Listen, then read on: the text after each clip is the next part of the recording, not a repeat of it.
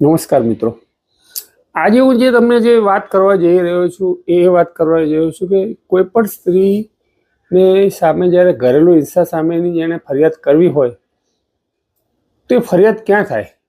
સામાન્ય રીતે એવું હોય છે કે જ્યારે આપણે એફઆઈઆર દાખલ કરવા જઈએ તો એફઆઈઆર પોલીસ સ્ટેશનમાં દાખલ કરાવતા હોય છે અને પોલીસ કામગીરી કરતી હોય છે. જ્યારે ઘરેલું હિંસાનો જે કાયદો છે એની અંદર અલગ રીતે જોગવાઈ કરવામાં આવી છે.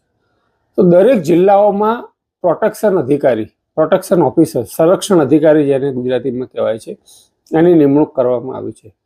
તો આવો જે ઘરેલું હિંસાનો અહેવાલ છે એ પ્રોટેક્શન ઓફિસર સમક્ષ નોંધાવી શકાય.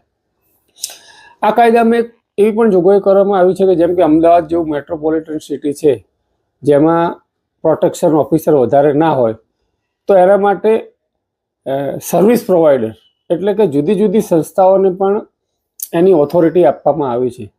તો એ સર્વિસ પ્રોવાઈડર આગળ પણ કોઈ પણ જે ભોગ બનનાર છે એ પોતાનો ઘરેલું હિંસાનો અહેવાલ નોંધાવી શકે છે. ત્રીજું છે કે દરેક જિલ્લાઓમાં તાલુકાઓમાં જ્યુડિશિયલ મેજિસ્ટ્રેટ ફર્સ્ટ ક્લાસ હોય અને અમદાવાદ જેવા શહેરમાં મેટ્રોપોલિટન મેજિસ્ટ્રેટ હોય. તો એમની સામે પણ કલમ 12(1) મુજબ સીધી કોર્ટમાં ફરિયાદ દાખલ કરી શકાય અને એ કોર્ટમાં ફરિયાદ દાખલ કર્યા પછી કોર્ટ જે છે એ પ્રોટેક્શન ઓફિસર સમક્ષ પોતાનો એમને હુકમ કરીને એમનો અહેવાલ મંગાવે છે. એટલે આ તબક્કાઓ છે કે તમારે પ્રોટેક્શન ઓફિસર સમક્ષ પણ તમે એફઆઈઆર નોંધાવી શકો, પછી સર્વિસ પ્રોવાઈડર જોડે નોંધાવી શકો, મેજિસ્ટ્રેટ રૂબરૂ નોંધાવી શકો.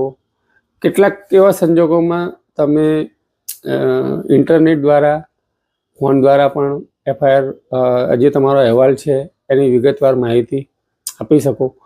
તો મિત્રો એ યાદ રાખો કે ઘરેલું હિંસાનો અહેવાલ જે છે એ બહુ જ અગત્યનો છે અને એ લખાવતી વખતે બહુ ઝીણવટપૂર્વક રીતે જે પ્રકારે એમની સાથે કોઈ પણ સ્ત્રી સાથે જે પ્રમાણેની અત્યાચારની ઘટનાઓ બની હોય એ વિગતવાર અત્યાચારની માહિતી આપવી જોઈએ. કેટલીક વખત એવું પણ થાય છે કે ઘરેલું હિંસાનો અહેવાલ લખાવવા માટે પ્રોટેક્શન ઓફિસર જોડે કે સર્વિસ પ્રોવાઈડર જોડે જઈએ ત્યારે એ લોકો એવું કહે છે કે ભાઈ તમે લેખિતમાં લઈને આવો.